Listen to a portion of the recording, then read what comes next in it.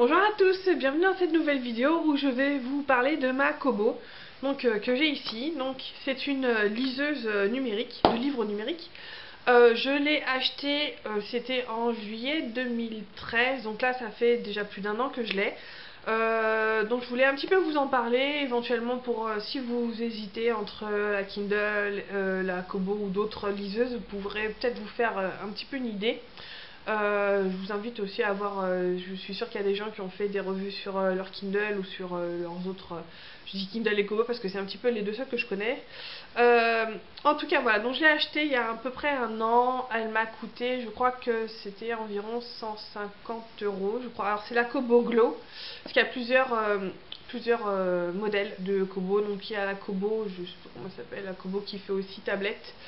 La Kobo One ou la Kobo normale, celle-ci, la Kobo Glow a de particulier, c'est pour ça que je l'ai choisi celle-ci, c'est que elle a le rétro-éclairage qui est quand même super utile quand on lit comme moi au lit.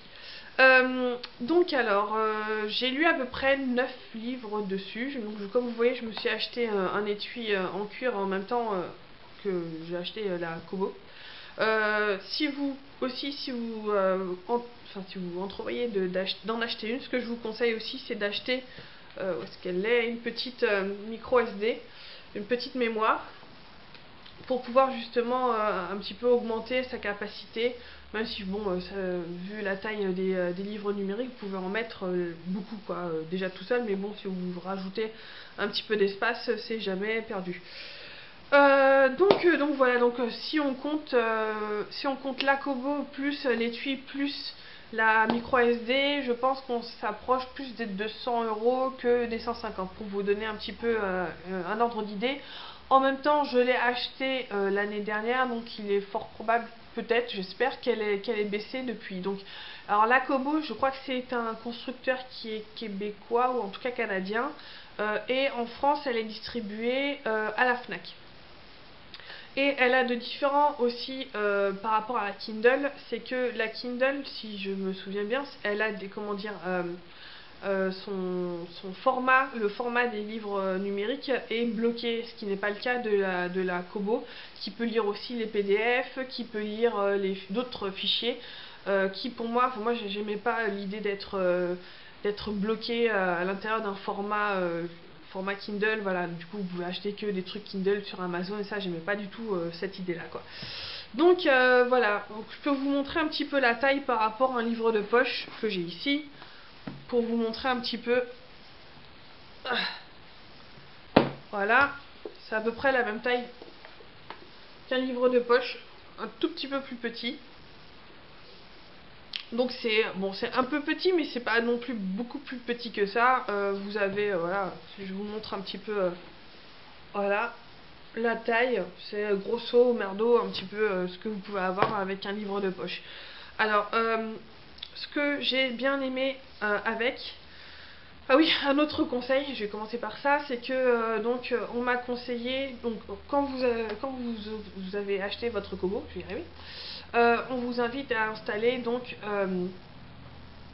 comment dire, je vais dire l'appli, mais c'est pas une application, enfin le petit programme Kobo, donc qui vous permet justement d'accéder à la bibliothèque Kobo et donc d'acheter certains livres online. Il faut savoir aussi que les Kobo ont le Wi-Fi, et donc vous pouvez accéder à des sites directs avec la Kobo, mais sincèrement je le fais pas du tout parce que elle est assez lente, faut dire ce qu'il y a, elle a un petit peu de latence. Donc voilà, quand vous tapez les trucs avec l'ordinateur, le clavier de bord, ça prend 3 plombes. Donc moi j'achète pas mes bouquins à travers la Kobo quoi. D'ailleurs je parlerai justement d'acheter des bouquins après, parce que c'est un petit peu pour moi un des points négatifs des liseuses numériques, qui c'est pas uniquement dû à la Kobo, mais c'est dû au livre numérique en France. Je reviendrai là-dessus après. Donc voilà, donc vous pouvez ou utiliser donc le programme Kobo pour justement acheter des bouquins sur internet et ensuite les transférer sur votre Kobo. Moi personnellement j'utilise Calibre, donc je pourrais éventuellement vous mettre un lien dans la barre d'infos. Donc c'est un logiciel qui permet de gérer votre bibliothèque, votre bibliothèque numérique, savoir ce qui est sur votre Kobo, ce qui ne l'est pas, ce qui est sur votre ordinateur en attente d'aller sur votre Kobo par exemple. Vous pouvez gérer tout ce qui est les tags, les signets, les couvertures. Il peut trouver les couvertures sur internet, etc. Ce qui est plutôt pas mal, quoi. Ça fait voilà, ça fait une base de données que vous pouvez gérer beaucoup mieux que je trouve le programme qui est fourni, qui est proposé avec la Kobo, quoi. Donc voilà. Alors je vais vous parler des plus. Moi ce que j'ai adoré, je vais l'allumer. Bon, elle est un petit peu... Voilà. Vas-tu venir, oui. Hop, hop, hop. Elle est un peu lente si vous êtes habitué à ce que tout soit comme ça. Faut pas s'attendre à des miracles. Ça prend un petit peu de temps quand même. Voilà, comme au parc Lacour, voilà. Vous arrivez sur cette page d'accueil, j'ai envie de dire, donc avec les bouquins que vous avez en cours. Vous avez un petit peu le même système que... C'est quoi? C'est le Windows 8. Windows 8, donc avec plusieurs éléments comme ça, plusieurs carrés, avec les bouquins que vous avez ouverts récemment, avec votre statistique de lecture. Donc là vous voyez, enfin vous ne verrez pas, mais en gros j'ai peut-être 9 livres finis, j'ai passé plus de 50 heures dessus. Alors moi ce que j'ai bien aimé aussi, c'est le système de rangement. Donc vous avez, ou alors donc ici vous avez le truc bibliothèque, donc vous avez un rangement ou par rapport aux livres, donc par ordre alphabétique, qui quand vous avez beaucoup de livres dessus peut être assez fastidieux pour passer toutes les pages. Mais vous avez un système d'étagères. Alors ça j'ai beaucoup aimé le système d'étagères. Il y a toujours un peu de latence quand vous cliquez quelque part, il y a toujours quelques secondes le temps qu'il ouvre ce que vous avez demandé.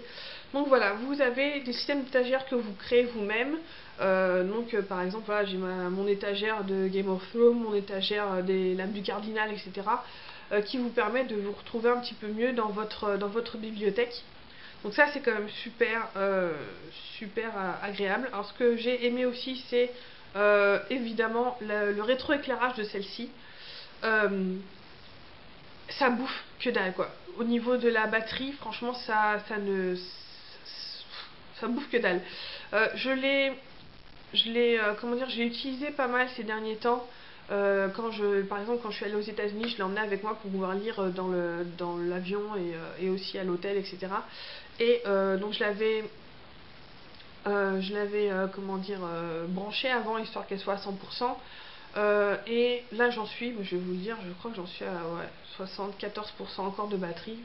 Et sincèrement, si vous l'utilisez vraiment une fois de temps en temps, je suis sûre qu'en 6 mois vous n'avez pas besoin de la brancher, de la recharger, quoi. D'autant plus que sincèrement, le rétroéclairage, moi, dans mon lit, je suis dans le noir complet. Le rétroéclairage, je le mets qu'à 1%, c'est-à-dire que ça bouffe que dalle sur la batterie. Et ça suffit largement pour lire bien, quoi. Et comme vous voyez, en fait, la dalle est mate.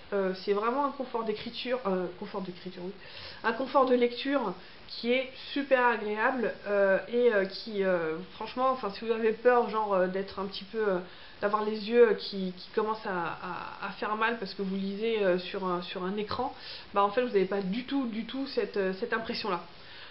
Sinon, qu'est-ce que j'ai aimé? Ah oui, moi par exemple, je crois que je l'ai dit dans mes précédentes vidéos, moi ça m'a sauvé un peu la lecture, notamment de gros pavés comme le Trône de Fer.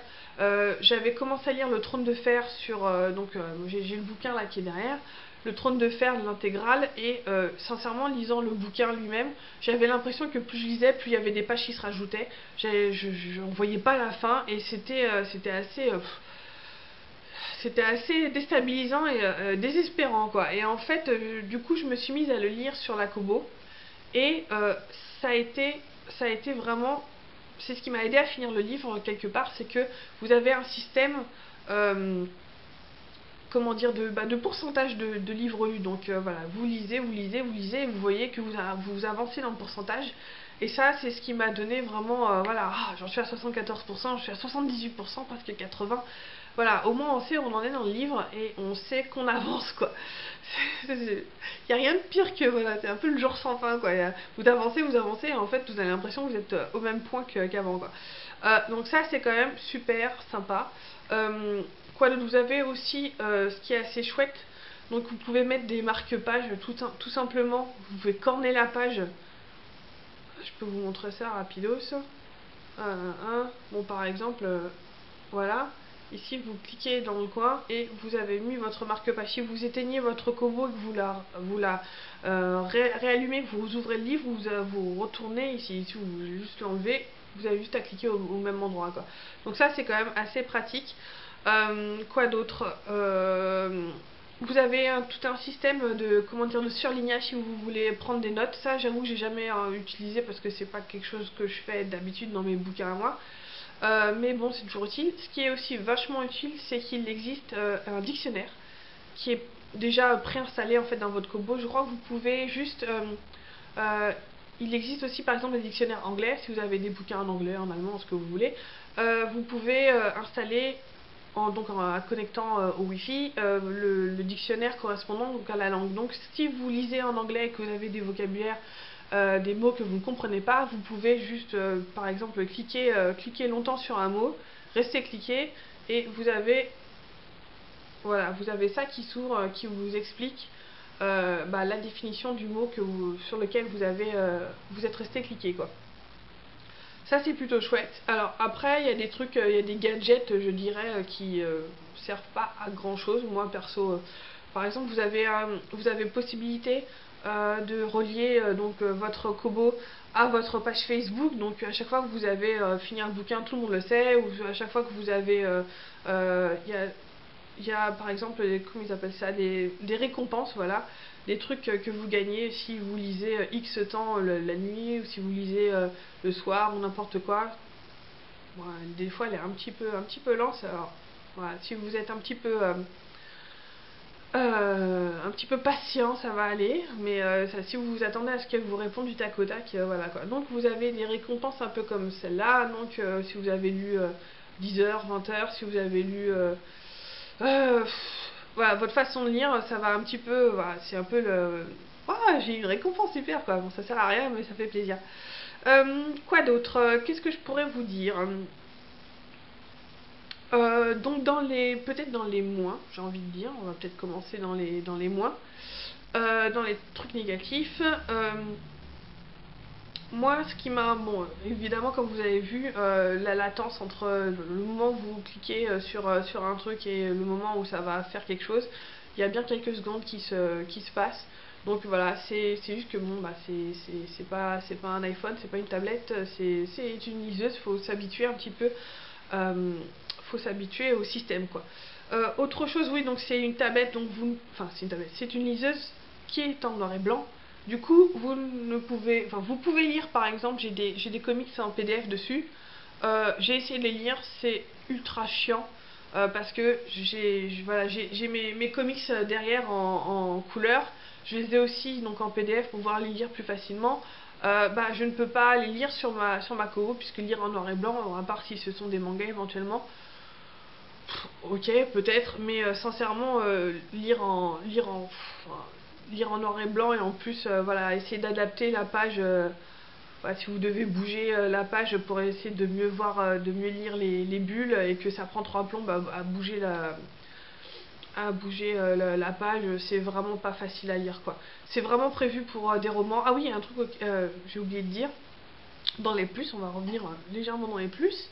C'est que donc comment dire,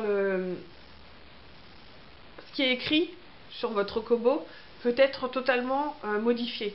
C'est-à-dire que vous pouvez augmenter la taille de la police, vous pouvez la réduire, vous pouvez aussi changer les polices elles-mêmes, vous pouvez changer l'interligne, vraiment pour gérer votre confort de lecture. Si vous préférez avoir vraiment de gros caractères, par exemple, vous pouvez le faire.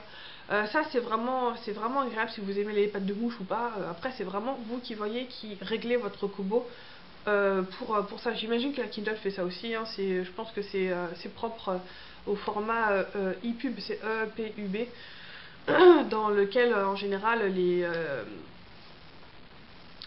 tout est fait quoi, tout est fait en IP, mais c'est prévu comme ça. Je suis en train de me mélanger les pinceaux, c'est pas grave.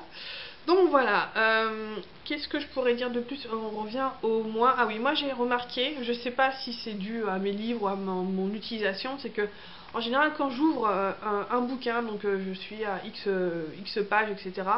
Je sais pas pourquoi, il y a un moment où je vais commencer à lire et la Kobo va toute seule changer de page, quoi. Donc du coup elle saute de page, je sais plus où j'étais. Alors j'essaie de retrouver où est-ce que j'étais. Des fois c'est pas évident si vous avez genre enlevé par exemple votre coin de page là, vous savez plus où vous êtes. En plus il y a un système qui comment dire, au niveau du numéro de page. Le numéro de page évidemment sur votre Kobo, surtout si vous avez un petit peu modifié l'interligne et la taille des caractères.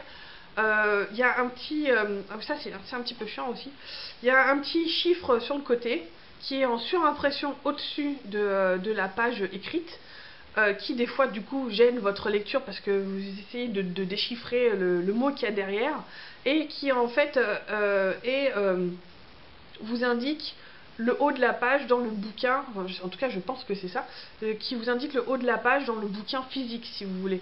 Donc du coup par exemple quand vous lisez votre bouquin sur la Kobo, eh bien vous pouvez être, vous tournez deux pages, vous êtes sur la même page sur le bouquin physique. Du coup vous êtes à 263 pages, vous tournez deux pages, vous êtes toujours à 263e page, si vous voyez ce que je veux dire. Puisque la page sur le bouquin physique et la page sur le livre numérique sont pas exactement pareils. Donc voilà, le coup du chiffre qui est en surimpression sur un mot, c'est un petit peu chiant à la longue. Quoi d'autre que je pourrais vous dire? Donc là vous voyez sur la page d'accueil, vous avez les couvertures des livres. Par contre si je les ouvre, ça c'est un truc, c'est dommage qu'il ne les ait pas fait. Si je me remets à la première page, le petit dragon, la page 5, page 3, voilà, ah oui. En fait, quand vous l'ouvrez, vous n'arrivez pas tout de suite sur la couve, ça c'est vraiment dommage. Vous arrivez tout de suite voilà, sur la page 2 ou 3, et donc pas du tout sur la couverture. Mais ça je trouve ça un petit peu dommage de pas, voilà, de pas commencer la lecture par la couverture. Bon, c'est un détail, vous allez me dire, si vous arrivez à la page 2 ou 3, vous n'avez qu'à juste revenir en arrière. Mais bon, je trouve ça idiot de ne pas commencer par la couverture et ensuite, voilà, avancer. Quand vous avez un bouquin, voilà, en général, vous regardez un petit peu la couverture avant de le commencer, bref. Donc ça, c'est juste un petit moins, mais bon, un tout petit moins. Quoi d'autre? Ah oui. Hop. Donc, je vous ai dit, quand j'ai acheté... je suis en train de me coincer le doigt. Je vais l'éteindre. Voilà. Quand j'ai acheté la Kobo, donc j'ai acheté cet étui avec, histoire de pouvoir et la protéger et enfin, dans mon sac à main, parce que vous savez comment dans les sacs à main les trucs se détériorent assez rapidement, et puis bon, je voulais avoir un joli étui, donc j'ai acheté celui-ci. Malheureusement à la Fnac quand je l'ai acheté, je ne sais pas pourquoi, alors il y avait des étuis qui étaient prévus pour tous les types de glow, sauf tous les types de glow, tous les types de Kobo, sauf la glow, et du coup j'ai choisi celle-ci qui pour moi se rapprochait le plus en fait de la taille de la Kobo Glow. Je crois que c'était pour la Kobo One, je sais plus si c'est One, enfin bref. Voilà, et donc du coup, je me demande si je vais pas en racheter une qui correspond bien à la Kobo Glow, parce que comme vous voyez, il y a du jeu quoi. Je peux passer mon doigt en dessous, ça bouge, voilà, je peux vous montrer, ça bouge, c'est pas top. D'autant que en plus, voilà, vous êtes obligé de la régler, de bien la caler pour pouvoir l'ouvrir là-haut. Du coup, en bas, elle n'est plus vraiment tenue. Et en plus, tout le cache là-haut, là, il cache le petit bouton pour justement mettre le rétroéclairage. Du coup, quand vous lisez, vous êtes obligé de la sortir, d'appuyer sur le rétroéclairage. Bon voilà, ça, après c'est peut-être moi qui ai fait une erreur en choisissant ce truc-là, mais j'avais trouvé, je trouve ça idiot, voilà. C'est dommage parce qu'elle est chouette, il y a juste ça, elle n'est pas très ergonomique quoi. Je sais pas, je trouve ça bizarre qu'ils aient pas forcément, enfin au niveau des formats, essayer de respecter, à part la Kobo, la grande qui fait aussi, qui est en couleur et qui fait tablette. Je trouve ça dommage qu'ils aient pas justement un petit peu harmoniser les tailles, quoi. Enfin, surtout pour les étuis. Bref, voilà. Et le dernier point négatif, je dirais, après c'est peut-être moi qui me démerde mal, c'est l'offre des livres numériques. Comment dire? Alors c'est simple, hein, vous pouvez très bien aller sur Amazon ou sur la Fnac, etc. et voir s'ils proposent des livres numériques. En général, alors ça c'est peut-être dû au marché français et à certaines maisons d'édition en particulier, mais bon, j'ai l'impression qu'ils se foutent un petit peu de l'offre numérique. Du coup, vous trouvez des offres, enfin des livres numériques qui sont plus chers que les poches, et souvent qui sont plus chers que les poches. Vous avez donc, comme je vous disais, la plateforme Kobo sur laquelle vous pouvez aller, vous pouvez trouver des livres. Vous pouvez aussi donc aller sur, je crois que c'est immatériel.fr, vous pouvez aller sur la Fnac, vous pouvez aller sur Amazon. J'avoue, je ne suis pas encore allée sur Amazon pour acheter des bouquins numériques pour voir si c'était compatible avec ma Kobo, mais je pense que s'ils vendent en e-pub, ça devrait aller. Par contre, par exemple, il y a des livres que j'ai cherché, que par exemple ils n'ont pas dans ma bibliothèque, là dans ma ville, que je n'ai pas envie d'acheter en grand format parce que ma bibliothèque est déjà bien assez remplie et que même si j'ai envie de les lire, c'est pas forcément des livres que j'ai envie de posséder, d'avoir. Donc du coup j'ai essayé de les trouver en format numérique. Je vais vous dire, hein, c'est les Téméraires de Naomi Novik. Et bah c'est impossible de les trouver en français, notamment les premiers tomes. Je crois que je les ai trouvés, j'ai trouvé les 4 derniers tomes et chacun à 13 € quoi.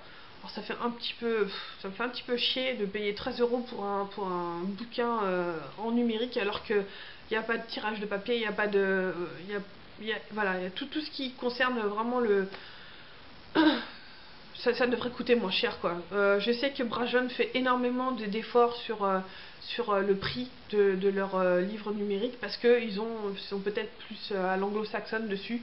Ils ont vraiment compris que voilà, les gens qui achètent des livres numériques, c'est pas forcément. Si vous voulez acheter le bouquin, voilà, vous payez 20 billets et vous avez le livre quoi. Le payer 12,99 € pour avoir juste le truc en numérique et pas le livre en physique, je trouve ça un petit peu abusé. En plus, voilà, je voudrais commencer la première. Enfin, je voudrais recommencer la série du début. Bah, les 4 premiers, je les trouve pas, quoi. Donc, c'est un petit peu. Voilà, l'offre en français est assez décevante. Après, ça dépend où est-ce que vous cherchez, mais bon, il y a plein de livres que. Voilà, c'est ça. Le livre qui n'est pas dans ma bibliothèque, qui ne sont pas. Que je ne trouve pas forcément en numérique et que je ne veux pas acheter en grand. Bah voilà, bah du coup je me retrouve coincée et je les trouve pas non plus en numérique. Il y en a plein que j'ai jamais trouvé. En format numérique, j'imagine qu'il y en a qui justement qui les protègent pour éviter d'être téléchargés illégalement, ce que je peux comprendre, mais bon voilà, s'il y avait une réelle offre tout simplement, j'espère que ça va aller en s'améliorant évidemment, mais voilà, je ne demande que d'acheter les bouquins à un prix raisonnable évidemment pour justement en profiter comme il faut quoi. Donc voilà, c'était un petit peu ma revue sur la Kobo. Alors, ce que je voulais dire, c'est que aussi pour ceux qui ont peur justement de la lecture en numérique par rapport à la lecture du livre en physique, vous ne lirez, je ne pense pas, les mêmes livres que ce soit donc en livre physique ou en livre numérique. Moi, enfin, par exemple, j'aime bien avoir mes livres en double, avoir mes bouquins, les bouquins que j'aime en physique et les avoir aussi en numérique pour pouvoir notamment, par exemple, vous faites un gros voyage, vous pouvez emmener, au lieu d'emmener trois énormes bouquins qui vont vous plomber votre valise ou votre sac, vous emmenez la liseuse, il y a beaucoup de livres dedans, vous trouvez vos livres préférés dedans et voilà, et ça il n'y a que ça prend que ça comme place quoi. Donc ça c'est vachement chouette. S'il y en a, je sais qui moi-même j'avais un petit peu peur de l'objet par rapport à l'objet livre. Quand on aime l'objet livre, on a du mal à passer comme ça de but en blanc à un objet numérique. C'est juste que voilà, moi je ne lis pas les mêmes livres en physique et en numérique du tout.